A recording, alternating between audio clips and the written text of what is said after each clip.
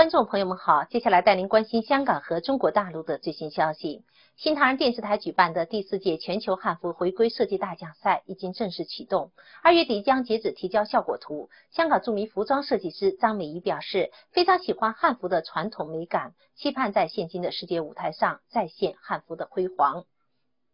作为今年香港时装节秋冬系列开幕秀的主打设计师，张美仪的作品色彩光明亮丽，充满了浓厚的东方韵味。她说自己对中国文化和艺術相當熱愛，因此當得知第4屆全球漢服回歸設計大獎賽正式啟動時，她再次表達了對漢服的鍾情。我好中意漢服嗰種細緻同埋優雅嚇，令到人慢慢行，慢慢即係表達到即係嗰個人嗰個靚同埋優雅嗰個感覺咯。樣樣一針一線去做，好有心，好多心血啊嚇，好多工藝嘅。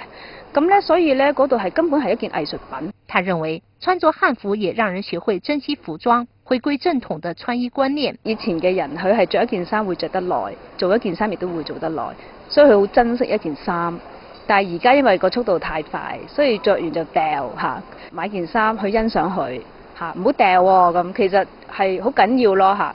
亦都係，其實都係出自於保護個地球。過去幾年，漢服秀連續登上了紐約時裝週，令他備受鼓舞。他期盼透過大賽，在現今世界舞台上再現漢服的輝煌。我覺得好開心咯嚇，呢樣嘢我覺得值得去推廣嘅嚇，始終都係中國人啊嘛嚇，中國文化受到呢個國際時裝大都會嘅重視，我覺得係值得鼓舞嘅咯嚇。希望各位參賽者努力嚇，將呢個中國文化發揚光大。